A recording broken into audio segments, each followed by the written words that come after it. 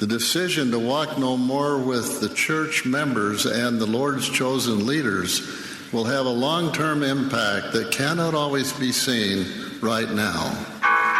If you choose to become inactive or to leave the restored Church of Jesus Christ of Latter-day Saints, where will you go?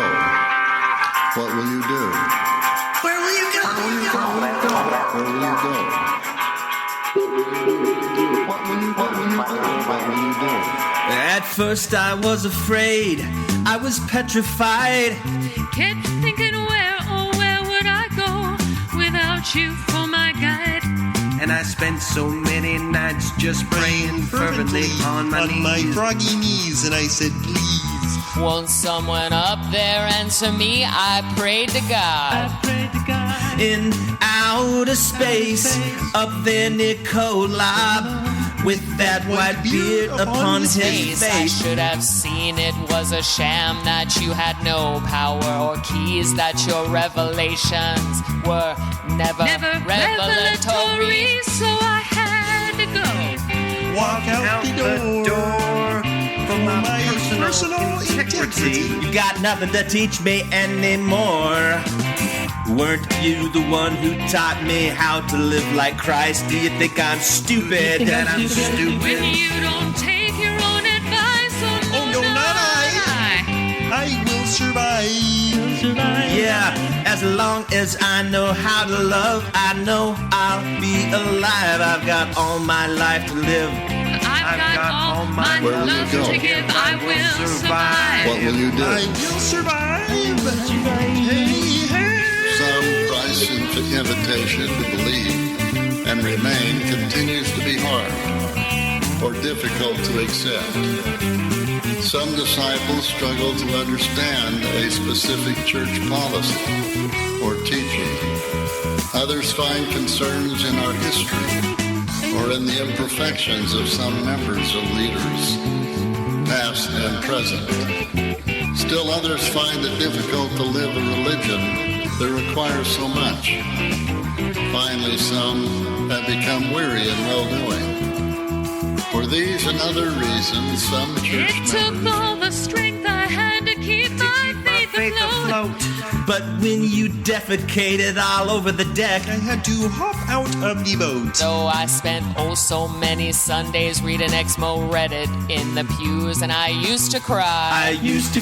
Now I hold my middle flipper high, and you'll see me.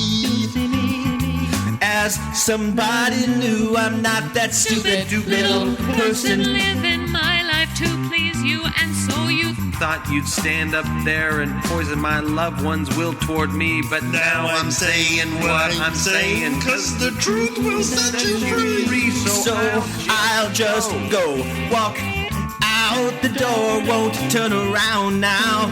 I can't respect you anymore. Weren't you the ones who made me think you talk to God? Do you think I'm stupid? That I can't figure out a fraud? Oh no, not I. I will survive. As long as I know how to love, I know I'll be alive. And I've got all my life to live. I've got all my love to give. I will survive. I will survive. Hell yeah. Oh yeah. So that's what I have to say to you all. You're not very nice people. Sit there and tell me that you have all this authority to forego logic and reason to believe this story like this. I was not my obscure frontier. Human civilization. But you know what? I'm fine with that. Because as I understand it, the way it's been described to me, the celestial kingdom sounds so boring, so incredibly dull, and so obviously made up as a reaction to 19th century human angst about death. You'll be with your families forever. Today is no different. Forever? That's insane. Do you know how long forever is?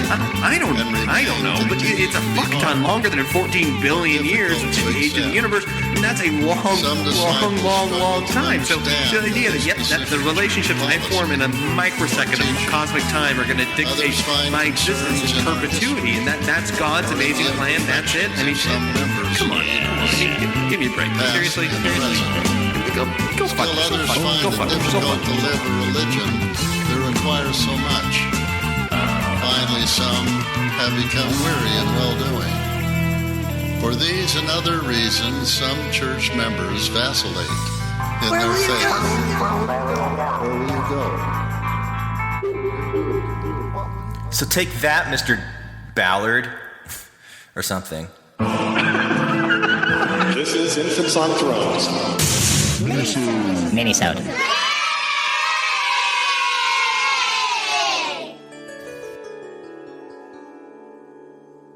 Hello, and welcome back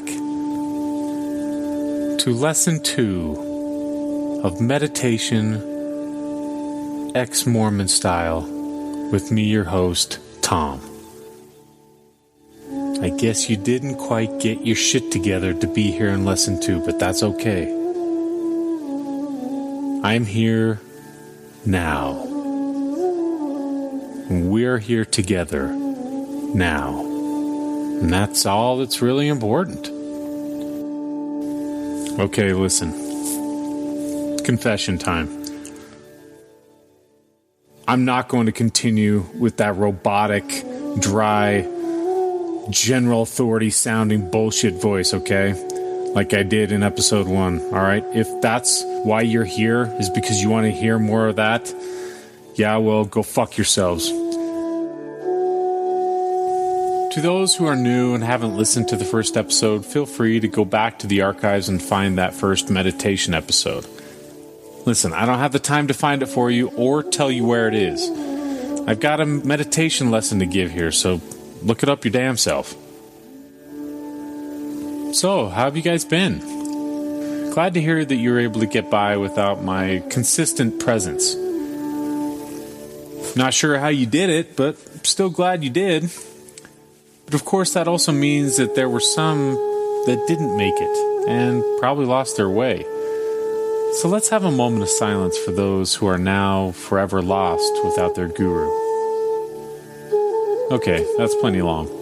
Besides, between you and me, they didn't really need a guru. They could have figured out all this shit on their own. Okay, let's get started. Once again, find yourself a comfortable position. Doesn't matter if you're sitting, standing, or lying down. Just make sure you're not driving, okay? Now that you're in a comfortable and safe position, let's focus on your breathing. In and out. There. Now, close your eyes. There you go. See? Just like riding a bike. You haven't forgotten how to do this. Now let's clear your mind. Yes. Notice how there are some thoughts already forcing their way in. Well, looky here. If it isn't more of that Mormon bullshit fighting its way back in. How the fuck did this nonsense get here? You know, never mind. Let's yet again turn your attention back to your breathing. Much better. Are some of those thoughts coming back because of the recent general conference? Maybe some of it's because of the recent video leaks where Packer said they won't move or budge on the gay marriage issue. I think I won't have a question, but I'll have a statement. If they think we will move on these issues, they do not know us. Never will we budge on these fundamental things. If they think we will, they know very little about us. Amen to that. God bless you. No, not God bless you. Good Lord. Fuck that shit. He actually said that? Seriously. What the fuck? Stubborn jackass.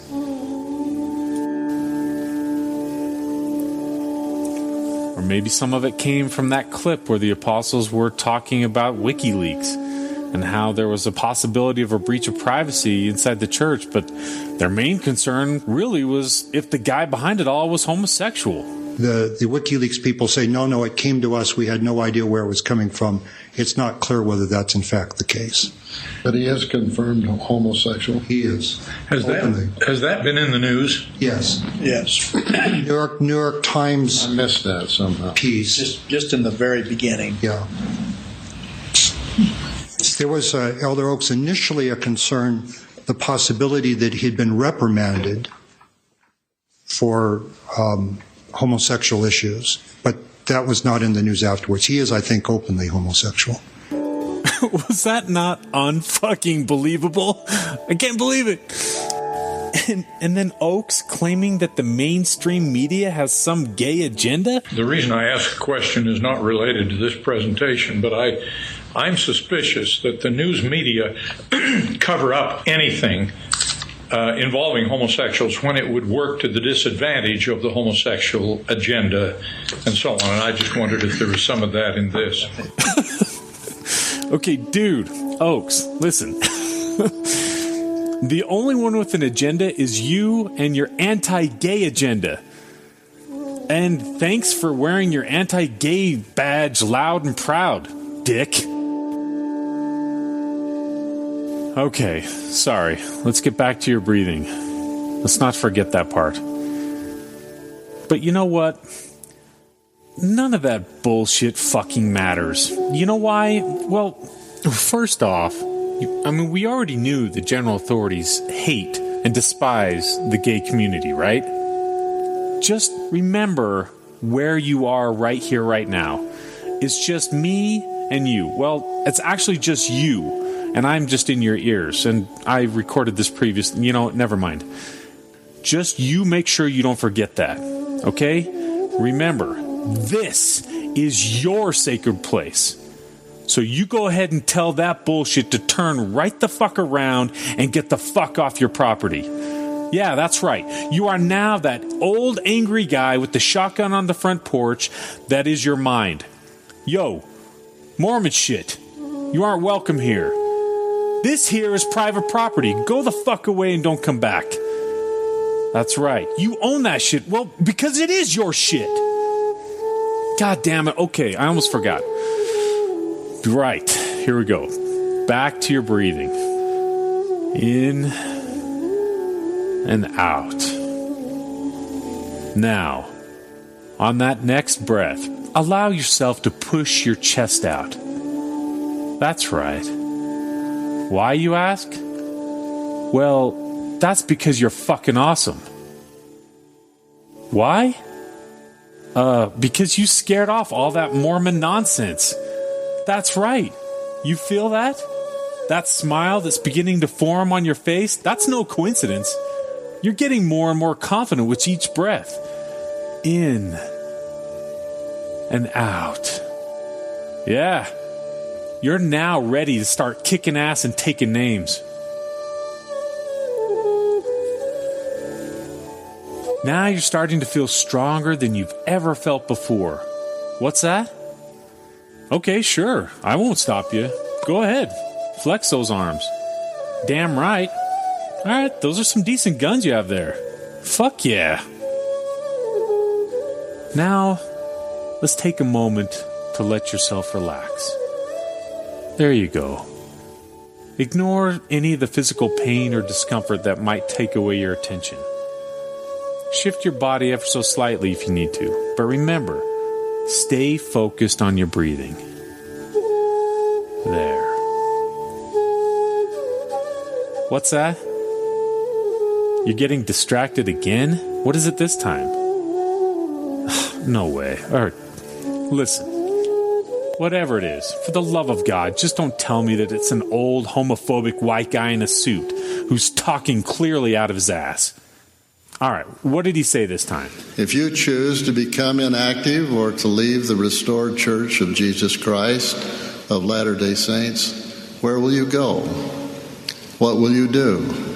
Seriously? Where will we go? How about anywhere?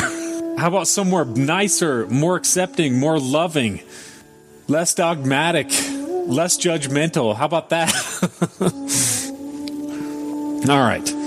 Listen, I understand that it's difficult to properly meditate. That's why you have me. That's why I'm here. Okay? And I understand that it's difficult to control the amount of distractions. But really, come on. How many fucking times do we need to do this? You know, scratch that. We will do this as many times as it fucking takes. That's right. I won't give up on you. And guess what? You won't give up on you. Just like my spiritual associate, Stone Cold Steve Austin would say, can I get a hell yeah? Give me a hell yeah. I said, give me a hell yeah. All right. Let's bring it back down. At least I need to bring it back down. All right. Let's take another deep breath. There. But this time, as you breathe in, allow yourself to absorb that new level of self-confidence that we've been building up. And as you breathe out, smile knowing that you've thrown away all your tickets to that Mormon shit show.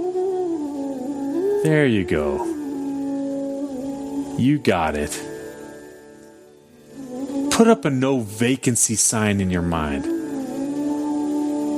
It's time to start turning away every single fucking Mormon thought that comes a-knocking.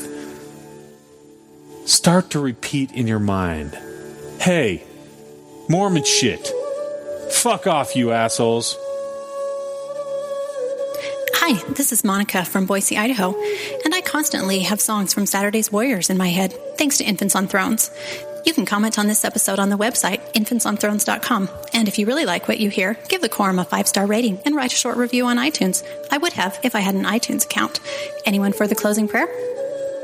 Thank you for listening to Infants on Thrones. Patience, Iago. The October Infant General Conference episode is on its way. The decision to walk no more with the church members and the Lord's chosen leaders will have a long-term impact that cannot always be seen right now. If you choose to become inactive or to leave the restored Church of Jesus Christ of Latter-day Saints, where will you go? What will you do? Where will you go? Where will you go? What will you do? At first I was afraid. I was petrified. Kept thinking where would I go if you weren't there to guide? And so I spent so many nights just praying fervently on my knees. And I said, please, won't someone please just answer me? I prayed to God in outer space, up there near Kolob, with that white beard upon his face. And I felt good about the things I read, about charity and kindness. But then you attacked the disenfranchised and started talking out your ass. So I had to go, walked out the door. For my personal integrity, you have nothing to teach me anymore. Weren't you the ones who taught me how to live like Christ? Do you think I'm stupid, that I can live without your lies? Oh, not I will survive. As long as I know how to love, I know I'll be alive. I've got all my life to live. I've got all my love to give. Where will you go? I will survive. What will you do? I will survive. It took all the strength I had to keep my faith afloat. But when you defecated all over the deck, I had to leave the boat. And I spent oh so many Sundays wishing you were something else. I used to cry, but now I hold my middle finger high, and you'll see me as somebody new. I'm not that stupid little person, still acquiescing power over my life to you. And so you thought you'd stand up there and poison my loved one's will towards me. But now I'm saying what I'm saying, because the truth will set you free. So I'll just go, walk out the door. Won't turn around now. I can't respect you anymore. Weren't you the one who made me think you talked to God? Did you think I'm stupid? That I can't figure out abroad? Oh, not I will survive. Yeah, as long as I know how to love. I know I'll be alive. I've got all my life to live. I've got all my love to give. Where will you go? I will survive. What will you do? I will survive. Hell yeah.